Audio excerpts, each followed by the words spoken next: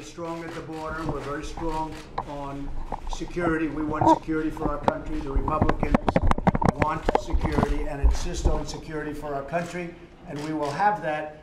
At the same time, we have compassion. We want to keep families together. It's very important. I'll be signing something in a little while that's going to do that, and the people in this room want to do that, and they're working on various pieces of legislation to get it done. But I'll be doing something that's somewhat preemptive, but ultimately will be matched by legislation, I'm sure. We're having a lot of problems with Democrats. They don't want to vote for anything. They don't care about lack of security. They really would like to have open borders where anybody in the world can just flow in, including from the Middle East, from anybody, anywhere. They can just flow into our country. Tremendous problems with that, tremendous crime caused by that. We're just not going to do it.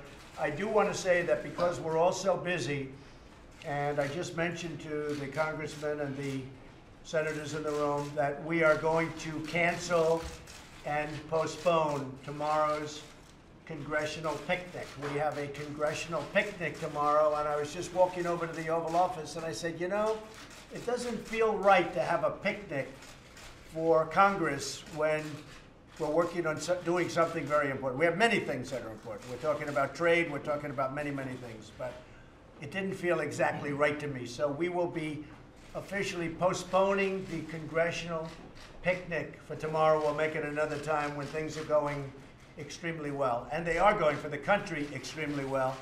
We have record-setting numbers in every way economically, but we want to solve this immigration problem, which is going on for 40 years, more. It's been going on forever.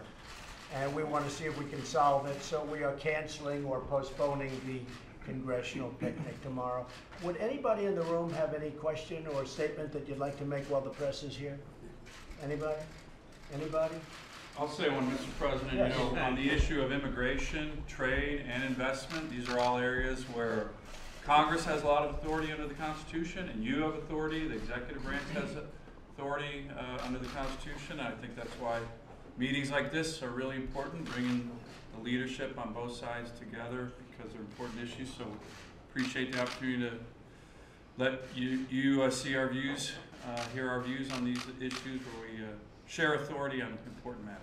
Thank you. And we all very much have the same views. We want to keep family together. At the same time, we have to be strong on the border. Otherwise, you'll have millions of people coming up, not thousands like we have now. You'll have millions of people flowing up and just overtaking the country. We're not letting that happen. So we have to be very strong on the border, but at the same time, we want to be very compassionate. Yes, Lamar? Mr. President, thanks for having us. I think what Dan said was good. We really have, on the issues on trade, on immigration, we have a partnership under the Constitution. We have some authority. The President has some authority. We need to work together. I was thinking this morning when we look at President Nixon's portrait in the White House, we think that he did the unexpected and he went to China because he could do that. He was in a position to do it. And President Reagan did the unexpected. He went to the Berlin Wall in Moscow. And when we were here a year ago, I think I suggested to you that immigration, which has bedeviled us for 40 years, as you've said, I believe you're the president who can help us solve the immigration problem with your leadership. You may be able to do for immigration what Nixon did for China and Reagan did for the Soviet Union. And a lot of us would like to work with you on that. Thank you, Lamar, very much. We need the Democrats' support because we need their votes. It's very simple. You know, people say we have a majority. Well, we have a one majority in the Senate. We need 60. Unfortunately, we don't go with the majority. We go with 60. Someday somebody will explain why, but that's the way it is. We need 60 votes. We have 51 votes at the most. So we need Democrat votes in order to do it. Otherwise, you can't do it. Tom, you were going to say something? Tom, well, I think it's very important that we protect our border. We cannot allow a child to be a get out of jail free card and a get into the U.S. free ticket.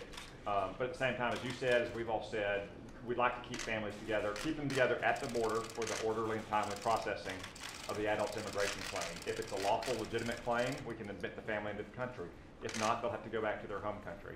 I'm glad you're looking for a solution for that. I know that we in Congress are working on legislation that will allow our hardworking Border Patrol agents to keep families together at the border while we process their claims in a timely fashion. You're right. And you bring up something that I have to say, our Border Patrol agents and our ICE agents have done one great job.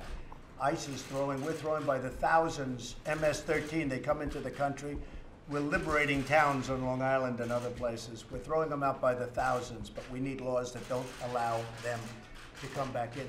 Mac, you've been very involved in this issue. Do you have anything to say? Well, Mr. President, there are a number of issues that we're going to be able to discuss today that touch on our country's national security. And certainly controlling who and what comes across our border is an element of national security, as we do the compassionate thing with families. And I look forward to working with you to further strengthen our military. Together, we have turned around a declining situation, but that's also part of what we need to do together. Back to Lamar's point about we both have responsibilities, we can do more together. I will say, with all of the numbers that you see, if we weren't strong on the border, you'd have hundreds of thousands of people pouring through the border. They'd just be pouring through, and the country would not be the country anymore. Lindsay? We've got a big, massive mess that's been going on for decades, and we're all going to fix it one day, I hope. But we've got a specific problem that puts the country in a dilemma. Here's your dilemma, it's President Obama's dilemma, our dilemma. If a family shows up at the border and we let the family go into the country and say, please come back for your hearing, about 80% of the time, the adults never show up for the hearing. I think most Americans feel like that is bad. It will create a third wave of illegal immigration. I want to be fair to people who came here under the old system, but I don't want to create incentives to create a third wave. The other choice is if you detain the parents who broke the law under the Flores decision, you have to break the family up. So there's a 1997 Supreme Court case that we got to deal with. So I would urge my Democratic friends to see if we can find a way to keep families together, have a legislative fix to the Flores decision, and argue about the other things later. Because right now, Mr. President, you're in a real bind. If you detain the adults, the law requires the children to be separated. If you let the adults into the country, they never show up. Seems to me that we want to keep the family together and have the parents show up for their day in court. To Senator Schumer, I know there's a lot we don't agree on, but surely to goodness we can fix this court decision because the country's in a bad spot, not just you. Mr. President. Well, Lindsay, the dilemma is that if you're weak, which some people would like you to be, if you're really, really pathetically weak, the country's going to be overrun with millions of people. And if you're strong, then you don't have any heart. That's a tough dilemma. Perhaps I'd rather be strong, but that's a tough dilemma. Yes, go ahead, Ron. In our committee, Homeland Security, we've held 30 hearings on border security. You know how much I like data. And Senator Graham mentioned the fact that we have these incentives. There's nothing compassionate, by the way, of enticing people to take a very dangerous journey on a train they call the Beast, or through the desert. We've seen the pictures of dead, desiccated bodies in the desert. There's nothing compassionate about that. But here's what's happened since 2012, since DACA. Just talk about unaccompanied children. Prior to that, somewhere between 3,000 or 4,000 unaccompanied children from Central America came into this country. Then DACA was instituted in 2012, and that problem skyrocketed. The numbers on it, about 225,000 unaccompanied children just from Central America, about almost 500,000 family members. So we've got another 750,000 individuals, very sympathetic, that we're just incentivizing for coming, and we have to stop. We have to stop those incentives. Our goal of our policy should be to reduce the flow of people incentivized to come to this country, and that's what strong enforcement actually does. So just so everybody knows, this deal was just about done. We had a deal signed. President Obama signed DACA. When he signed it, he said, I'm really not allowed to sign this, and I'm going to sign it anyway. But he actually said, I'm not allowed to sign this, never going to hold up. And they got a judge who held it up, and they got another one who held it up. Then we had a couple that turned it down, and it's going to be a Supreme Court issue. But before it was held up, everyone assumed that the DACA would not be held up, and we had a deal with the Democrats. It was a deal that everybody agreed to. It was $25 billion. We were going to build a wall. We would take care of many, many different things, including loopholes. And it was all done, except when this judge ruled in favor of DACA, meaning that it could continue until we get to the Supreme Court, all of a sudden, they weren't there anymore. And that's what happened, and that's why we're in this mess, because we had a couple of court decisions which is going to force an issue to the Supreme Court that shouldn't be forced to the Supreme Court. Mr. President, if I Yes, may, John? Thanks for inviting us up on these important issues and for having this important discussion, certainly on immigration, but also on trade. And the context that I want to make sure we talk about is we've made incredible progress on tax relief. We've made tremendous progress on regulatory relief, and it's reflected in our economy. Now, if we can do the same thing on trade, think what that means for our country in terms of economic growth, in terms of jobs, in terms of getting wages moving higher, and the impact that has for all Americans. So we have to look at it in that context. When we talk about trade, it's on top of the tax relief, the regulatory relief, and now if we can get the right policies in place on trade, think what that means for our country. Well, we're doing very well on trade, I will say. We've been really hurt as a country on trade for many years. Despite bad trade deals, we're doing very well. Now we're making very good trade deals. Well, you'll be seeing that. They'll be announced pretty rapidly. We already have a couple that are made, but we're making great trade deals. And honestly, we need people coming into our country. You know, we have a lot of companies coming into our country. Chrysler just announced. We have Foxconn is going up to Wisconsin, as you know, and a great company. They make the Apple iPhones and laptops, and an unbelievable company. We need people. We need people that work for these companies because they're coming in at a number that nobody ever thought possible. So we want people to come into our country, but I think I can speak for everybody at the table. We want them to come in based on merit. We want great people that will be great for our country. And we want them to come in based on merit. We're going to need those people because we have so many companies coming to the country. John, you're going to say something? Mr. President, to your point, America is the most generous country in the world when it comes to legal immigration. And I think we ought to draw a very clear line between legal immigration that benefits our country Right, absolutely. and illegal immigration, which is a threat to public safety. I just wanted to make the one point. I agree with what Tom Cotton and others have said, what you said about being able to enforce the law and keep families together. It's not a mutually exclusive choice. We can do both, and I'm confident we will achieve that goal. But I just want to point out that coming from a border state like Mac and I do, the border, the illegality along the border is a complex problem because it is, as somebody pointed out, it's commodity agnostic. In other words, they said it's people, it's drugs, it's weapons, and you talk about an opioid crisis in the United States, it's not just prescription drugs, it's heroin that comes from Mexico. Right.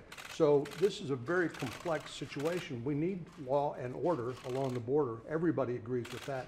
We need to be compassionate the way we handle these families. But it's important to remember that larger context because the cartels and the criminal organizations that benefit from this, they're just making a lot of money and keeping this situation very dangerous for everybody involved. And John, in many ways, they're using the children, in all ways. They're using the children as a ticket to getting into the country, and we have to remember that.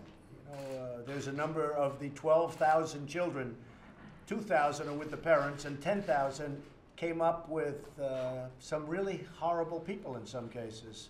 You have the coyotes, you have the traffickers, the human traffickers.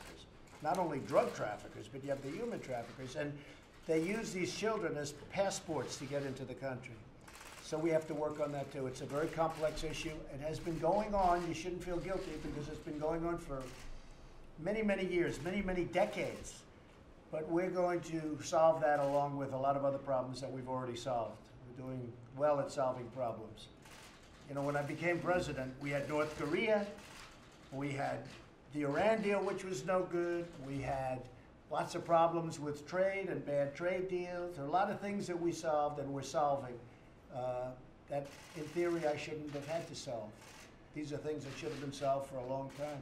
Even on trade. We should have never allowed, our past leaders should have never allowed China to get to a point where there's a $500 billion trade deficit with the United States. When they went up, we should have gone up. We should have gone up together. not where you allowed one to get so far ahead. And that includes the European Union, and it includes many others. Shouldn't have happened. So we came at a time where there were plenty of problems to solve, and one of the big problems is immigration. And I hope that within not too long, a distance, and I mean beyond this one problem of immigration. You can mention the word comprehensive, or you don't have to use it. A lot of politicians don't like the word comprehensive immigration reform, but I really think we have an opportunity to do the whole immigration picture, and that's what I'm looking to do ultimately. But right now we want to fix this problem, and I think we'll be able to do that. Does anybody else, David, you want to say something? Well, Mr. President, the last year and a half has shown an absolute turnaround in this economy. I mean, we were faced with 8 years of 1.9% economic growth. We focused on, as John said, regulation, energy, taxes. This year we put a Dodd-Frank bill, a bipartisan bill, that'll free up a couple of $1 trillion. So what this administration has done is freed up $6 trillion to go back into the economy. This is real jobs, 3.5 million new jobs, 870 regulations reversed. This economy is moving. The rest of the world's paying attention. NATO has doubled their investment in terms of their military spending. We have a new free trade agreement with Korea. We're heading in the right direction. I just hope that we can focus on the priorities right now within this trade equation to get equal access. It's not right when Alibaba can do cloud computing in the US and Google can't do cloud computing in China. And that's what this is all about. We've reduced global poverty by 2/3 in the last 40 years, while poverty in the United States has remained flat. That's not right, and this is moving to change that. Yes. Jim? I appreciate the fact that you call attention to what's really happening now with the economy due to two things: the tax bill and the regulations. We're killing people with the regulations, but what hasn't been said around this table, and I'm surprised, the biggest accomplishment from your administration is what you've done with the military. You succeeded a president who had a policy that said you can't do anything with sequestration with the military unless you do it with the non-defense. And we changed it. We had to vote for a lousy budget bill to do it, but nonetheless, it is changed. We've broken parity, and we're now rebuilding our military. Sure. Military is really incredible. We're ordering new planes, new ships, all jobs too. Jobs, I would say, in this case, is a far second. But we're going to have a military like we've never had before, and it's great. $700 billion approved and 716, and in that budget, $6 billion for opioid. That's an important thing too. So a lot of progress is being made. Mike, did you have something to say? Mike Pence? Yeah, thank you, Mr. President. And I know I speak for the President when I express the gratitude of this administration for the support of the members of the Senate and the House that are gathered around here. You've delivered for the American people on national security, rebuilding our military, on tax cuts and regulatory reform, restoring our economy. But what the President reiterated again yesterday, and he has said every day from when he sought this office, is we have a crisis of illegal immigration. And as the President made clear, we don't want families to be separated. We don't want children taken away from the parents. But right now, under the law, and we sit with these lawmakers, we only have two choices before us. Number one is don't prosecute people who come into our country illegally, or prosecute them, and then under court cases and the law, they have to be separated from their children. What I want to be clear about is we're calling on these lawmakers, Mr. President, not just to solve this problem in a way that affirms our commitment to law and order and compassion, which we can do. And there are proposals in the Senate, proposals in the House to do that. But the President's vision, articulated in his State of the Union address, was let's solve the whole problem. Let's build a wall, let's close the loopholes, let's solve the problem for 1.8 million people that were brought into this country through no fault of their home, and let's deal with law and order and compassion with this issue of family separation at our borders. And I would say, with great respect to the members of Congress, as the House considers legislation tomorrow, the Senate's considering legislation, the President has postponed the congressional picnic. We're calling on Congress to act. Let's roll our sleeves up, let's work the whole problem, let's end this crisis of illegal immigration. Thank you very much. Does anybody else have anything to say? Because I think we're pretty much in, yes, Adam. Mr. President, thank you. And just from the House perspective, I want to say, and as a still currently serving Guard member, you're my Commander-in-Chief, there has been a marked difference in the security and the good feelings in the military. They understand that we're investing in them again, even though we're asking them to do a lot. And secondly, security plays a big role. So that includes border security, and the bill that we're going to bring up and hopefully pass in the House this week fully funds the border and takes care of all these issues. And I hope the House can pass it. And I wish Democrats would join us, because frankly, it's a lot of stuff in there that they like too. It's an 80% issue. Unfortunately, I think they like the politics of this a little better. And I also want to say, we really wish you didn't take Secretary Pompeo from the House, because he did a great job. He's doing a great job. He's doing a great job. He is doing a great job. Thank you, Adam, very much. Appreciate it. Anybody over here? Yes. Thank you, Mr. President. I want to echo particularly what Chairman Thornberry and Senator Inhofe said in terms of the change that we've seen, and Adam as well, the change we've seen in terms of resources for the military. We got to make sure we don't have another CR for the military. Right. And we are working hard in the House. We're hopeful we're going to pass the Defense Appropriations Bill next week in the House. And we need to make sure that that gets taken up and passed in the Senate, and that we don't give you another omnibus type bill. That we get a straight Defense Appropriations Bill passed and taken up, and that'll be critically important to continue the work we've done to rebuild the military. Thank you, Liz. And say hello to your father, please. Great guy. You need to tell Adam to shave. He looks good. Handsome guy. So thank you all very much. We appreciate it.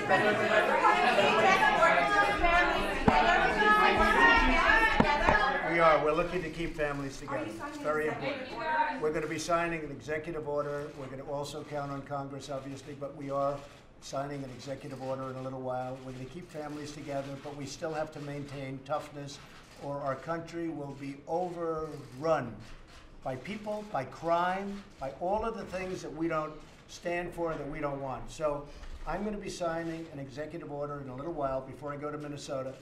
But at the same time, I think you have to understand we're keeping families together, but we have to keep our borders strong. We will be overrun with crime and with people that should not be in our country. Will you accept a standalone bill addressing the family separation issue? We're going to see what happens. We're going to see what happens. Did the images of those young children at the border? Yes, they affect everybody. Those images affect everybody. But I have to say that you have double standards. You have people that want absolute security and safety, and you have people that do look at the children, and then you have people like me, and I think most of the people in this room, that want both. We want the heart, but we also want strong borders, and we want no crime. We don't want crime in this country. We don't want people coming in. We don't want people coming in from the Middle East through our border, using children to get through the lines. We don't want that. We're doing too good a job to allow that to happen. So we're not going to allow that to happen. Thank you very much. Nothing. This has been going on for, when you say what took long, this has been going on for 50 years, longer. This has been going on under President Obama, under President Bush. This has been going on for many, many years. We're going to see if we can solve it. This is not something that happened just now. You look at the images from 2014. I was watching this morning, and they were showing images from 2014. They blow away what we're looking at today. And that was not during this. That was during the Obama administration. I saw images that were horrible. And you know the ones I'm talking about, because I'm sure you all saw them too. We're going to see if we can solve the immigration problem like we've solved so many other problems. And I think we'll get it done. Thank you very much.